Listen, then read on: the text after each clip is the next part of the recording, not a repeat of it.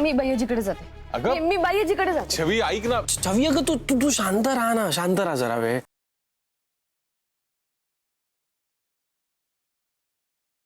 मी हे काही बाहेरची औषधं लिहून दिलीत. ओके. ती मागवून घ्या लगेच. एक सेकंड डॉक्टर साहेब. नाव काय आहे तुमचं? डॉक्टर प्रशांत. प्रशांत. तुमच्या प्रिस्क्रिप्शन हेडरवर वरती डॉक्टर विनायक दहीफोडे असं लिहिलंय. नक्की कोण आहात तुम्ही? सांगतो. चुकून भावाचं प्रिस्क्रिप्शन घेऊन आलात का डॉक्टर? हो हो अगदी बरोबर आहे. म्हणजे मी पण हेच सांगणार होतो.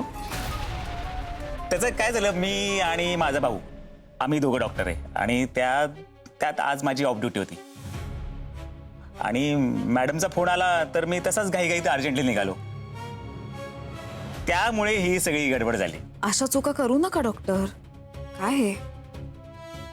नाही हरकत नाही. Thank you so much. I mean तुमच्या डे ऑफला पण तुम्ही येऊन बायाजीला बघितलं. Thank you so much. हो माझी ड्युटीच होती आणि तुम्ही काही काळजी करू नका. तुमच्या आजी नक्की बऱ्या होतील. या येऊ मी? Hope so. Yeah thank you.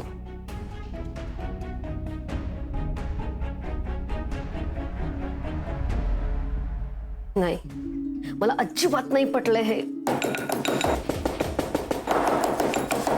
पण आता डॉक्टर आले तर एकदा तपासून घेऊ देत ना त्यांना बाईजींना.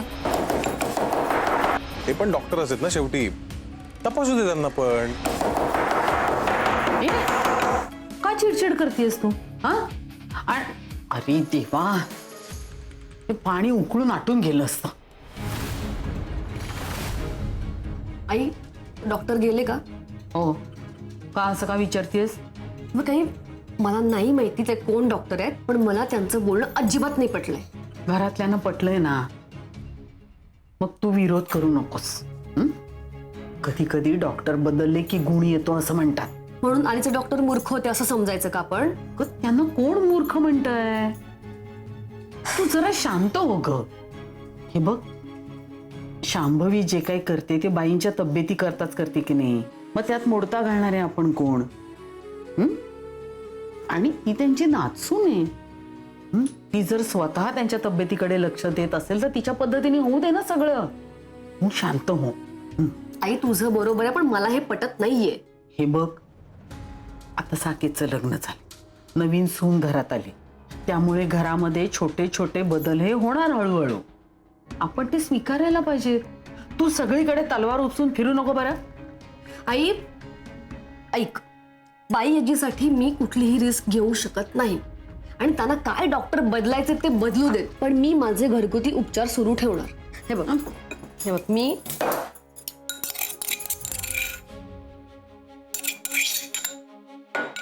मी तुळशीचा काढा करते आता बाई आजीसाठी. मी ऑफिसला गेल्यानंतर थोडा वेळाने तिला काढा द्यायचा, कळलं? तुला जास्त कळतं डॉक्टरपेक्षा.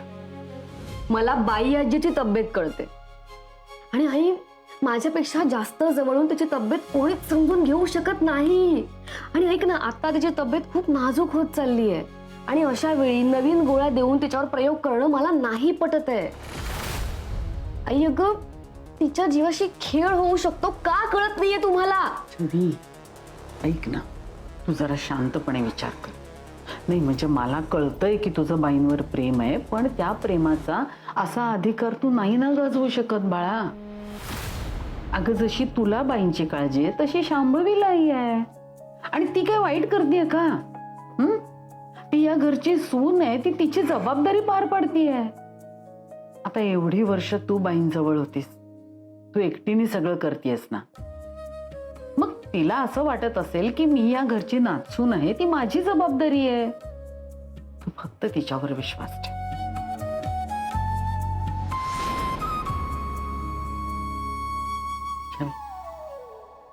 बाईंच्या काळजीने हळवी झाली असतो. होईल सगळं व्यवस्थित. होतील बाई बऱ्या. नको काळजी करू. आई, या सगळ्यात बाईआजीला जरा जरी त्रास झाला ना, तरी मी स्वतःला कधीच नाही माफ करू शकणार.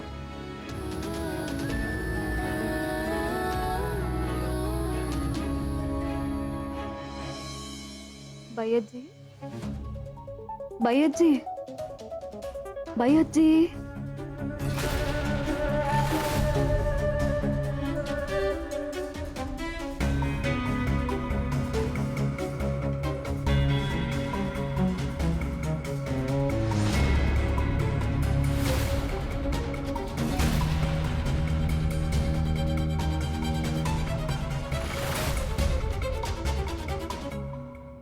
म्हातारे डोळे उघड.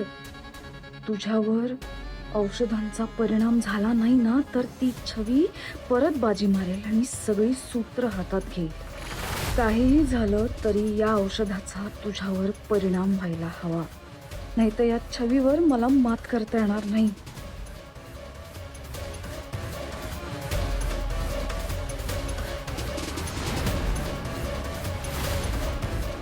दादू, काय काय झालं बाईची? बरी आहे का ती? तू काढा दिला तिला, जागी होती तेव्हा ती? हो दिला काढा, पण तिच्या अंगात त्राणच नाहीयेत.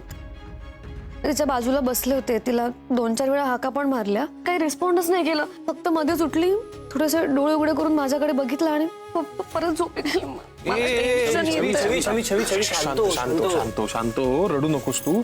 अगं साधा ताप आलाय ना तिला. नाही. आणि काय आहे छवी, जास्त ताप आल्यानंतर तो उतरायला वेळ लागतो. जरा शांत राहा.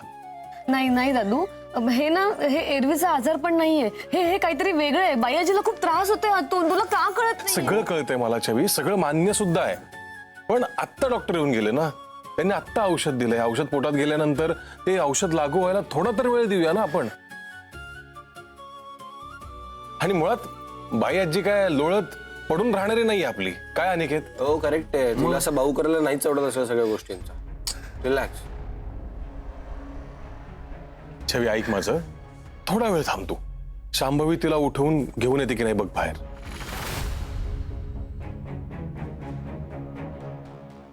शांभवी? नाही तुम्ही काढा दिला तेव्हा भैयाची जागी होती का? हा. बघ दादू, बायाजीने काढा पण नाही घेतलाय. हे असंच सगळं सुरू आहे. त्या डॉक्टरने चुकीचं औषध दिलं असेल का बायाजीला?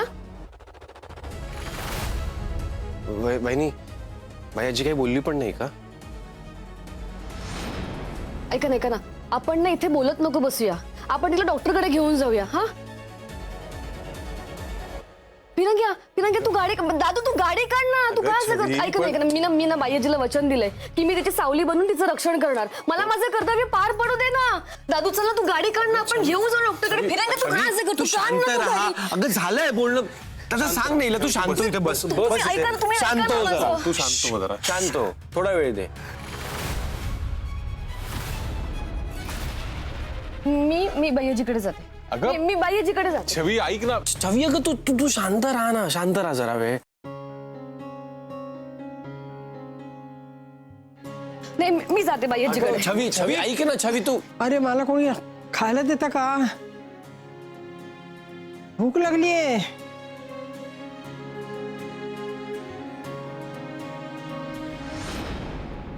बायाजी का नुसत्या गोळ्या खाऊन जगू?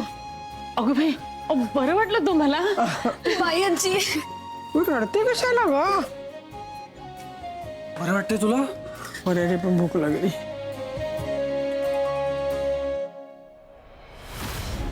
मी खिचडी टाकते गरम गरम. तू चल आज चल. इथे बसूया ना.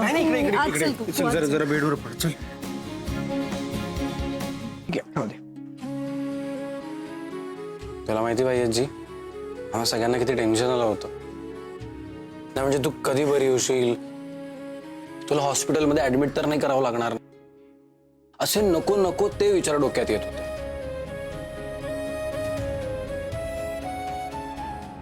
अरे कशाला एवढा विचार करता? असं कसं होईल सांग मला? शांभवी होते ना माझ्याजवळ. हा मी बरी होणारच. तुला माहितीये, दिवसभर बसून होती माझ्याजवळ. काळजी करत होती, सेवा करत होती माझी. बरी नाही होणार का?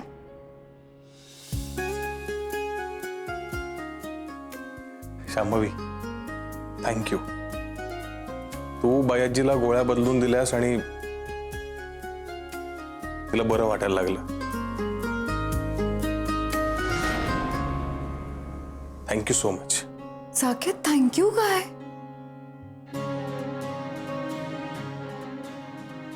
कर्तव्यच आहे ते माझं. मला पण काळजी आहे ना बाई आजींची.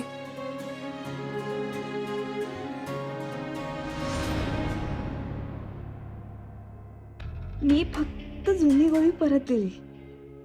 सगळे बिंडोक आहेत या घरात याची मला खात्री होतीच. छवी सकट सगळे मूर्ख असल्याने मला हे सहजच जमलं. छवी टेन्शन गेलं का आता? हो.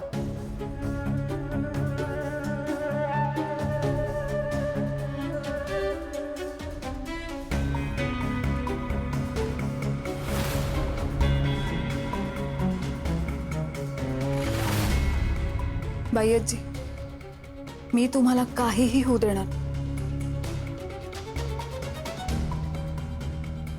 परिवारात उशिरा जरी आले असेल तरी खूप प्रेम करते मी तुमच्या. अगदी तुमच्या सावलीसारखी काळजी घेईन तुमची.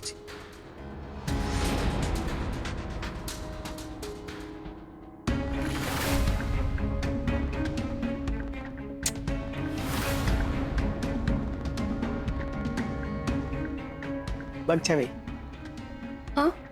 तू सोबत नसलीस ना तरी तुला काळजी नाही. शांभवी आहे ना काळजी घ्यायला माझी.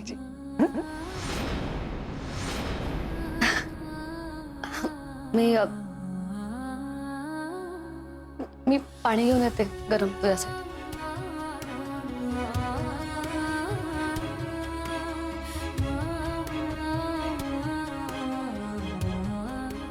ठीक आहे ना आता?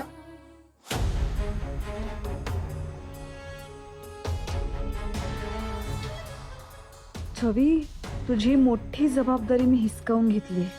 सावलीची गरज नाही, तुझी पाठवणी करायची गरज आहे. लवकर तुझं लग्न लावलं की माझं अर्ध काम पार पडेल. तुझ्या लग्नाची जोरदार तयारी करावी लागणार आहे. कधी एकदा तू या घरातून जातीयस हीच मी वाट बघतेय.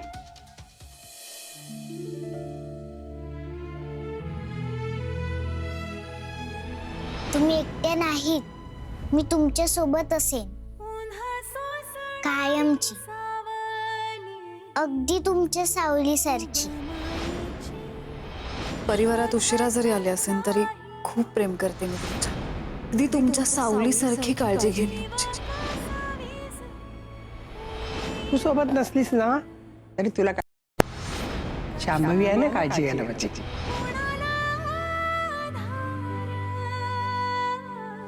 आई आजी, तू असं कसं स्वीकारलंस?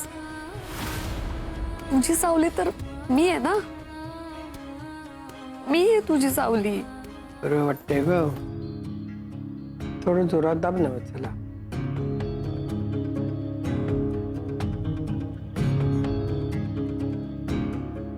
वत्सला, ए वत्सला, अगो काय लक्ष कुठे तुझं? कुठल्या विचारात आहेस एवढी? तुला जर मला काही सांगायचं नसेल ना तर नको पाय चिपू, राहू दे. मी माझे पाय चिपू. नाही जा तुझा कमाल. असं नाहीये, तुम्ही रागवा एक वेळ.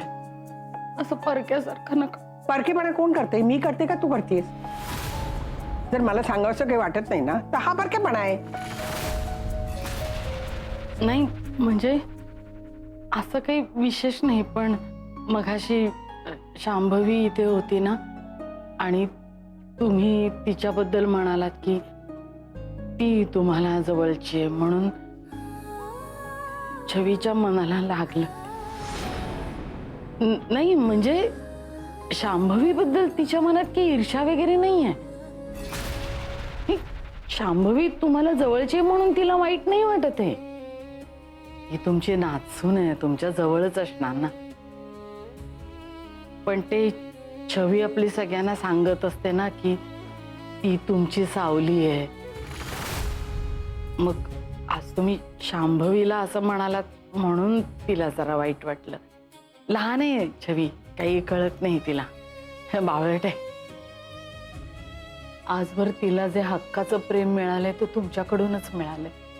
तुम्ही इतके लाड केलेत तिचे, त्यामुळे तिला असं वाटतंय की या घरात आपल्याला एक महत्वाचं स्थान आहे. त्यामुळे ती एकदम नाराज झाली असणार. मला कळतच नाहीये तिची कशी समजूत काढायची ते. म्हणजे छवीला हे कळत नाहीये की शांभवी या घरची सून आहे, तिचे अधिकार आहेत, हक्क आहे. ही आपलं काहीतरी पोरकटपणा करते आणि मनाला लावून घेते सर. पण तुम्ही नका काळजी करू, मी समजवीन तिला काय नाही नाही, समजावं. एक मिनिट. काही समजून घालायची जरूर नाहीये. कळू दे तिला की ती मोठी झाली.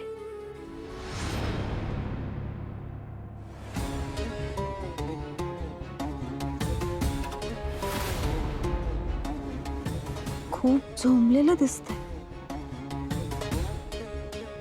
छवी,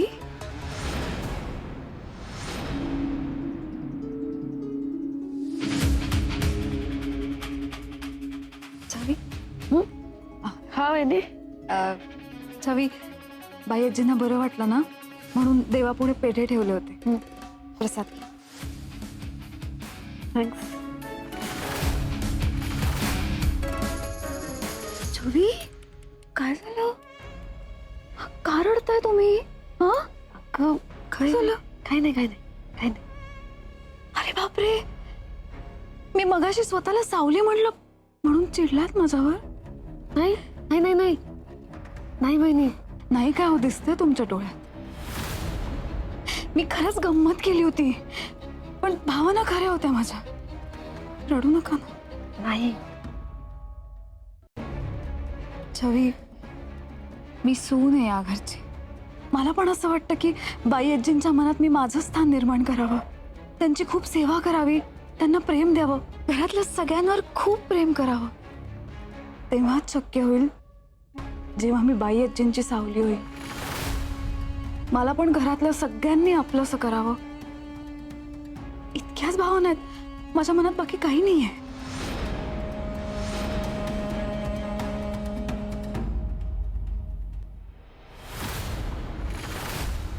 आणि हे बघ वत्सला, हे बघ, तू जरी मला सांगितलं नाहीस ना तरी मला माहिती आहे ती काय करते आता. घराच्या कुठल्या तरी कोपऱ्यात जाऊन रडत बसली असेल. रडू दे, त्याशी ती बदलणार नाही. म्हणजे तुला काय वाटलं? मी शांभवीला माझी सावली म्हटलं, आनंदाने म्हटलंय का? मला आनंद आलाय का त्यात? नाही ग, म्हणजे शांभवी चांगली मुलगी आहे, पण माझी छवी, तिची जागा माझ्या आयुष्यात कोणी नाही घेऊ शकत. पण ना मी हे मुद्दाम केलं का? कारण छबीने मला सोडून तिच्या पुढच्या आयुष्याचा विचार करायला हवा. अगं काय जन्मभर या म्हातारीची सेवा करायला लावणार आहेस का तिला? स्वतःच्या लग्नाचा विचार नको करायला तिने. पण बाई, हे तिला तुम्ही समजावून सांगायचं ना. केवढं मनाला लागलं तिच्या. अगं समजावून सांगितलं तर ती छवी कुठली? माझी सावली म्हणताना तिला मग हट्टी आहे माझ्यासारखीच एक नंबरची. तिला समजावताना तिचेच पेत्रे वापरावे लागतात. हे मात्र अगदी खरं. छवी हट्टीच आहे तुमच्यासारखी. आपली छवी ना अतरंगी आहे आणि मी तिची बाई याची प्रकाश महाटक.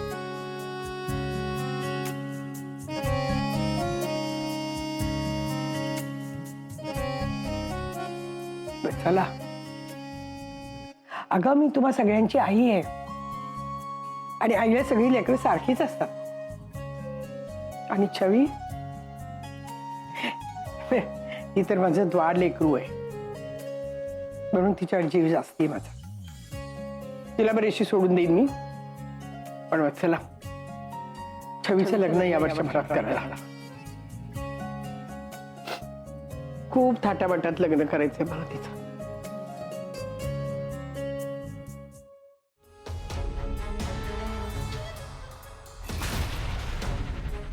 तुम्हाला नाही कळणार माझी धडपड. तुम्ही उद्या लग्न करून सासरी गेलात ना की मग तुम्हाला समजेल. सून म्हणून घरातल्या प्रत्येकाचं मन जिंकण्यात काय सुख असतं ते. मी मगाशी खरंच ओघात बोलून गेले. सॉरी तुम्हाला राग आला असेल तर. वहिनी, हे वहिनी, खरं तर मी सॉरी म्हटलं पाहिजे. I am sorry. खरंच सॉरी. बाय्याची कोणावर विश्वास ठेवून प्रेमाने बोलण्याचं मूल माझ्या इतकं जास्त चांगलं कोणाला माहिती असणार. आणि वहिनी, हे सुख तुझ्या वाट्याला येत असेल तर मला आनंदच आहे. तू सून आहेस या घरची.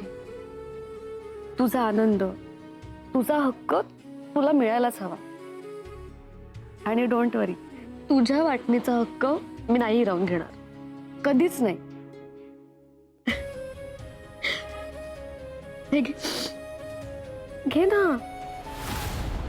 अभिनंदन, बाई आजीने तुझा सावली म्हणून स्वीकार केला. आता मला कुठलीच काळजी करण्याची काहीच गरज नाहीये, कारण बाई आजीला तिच्या हक्काची सावली मिळाली.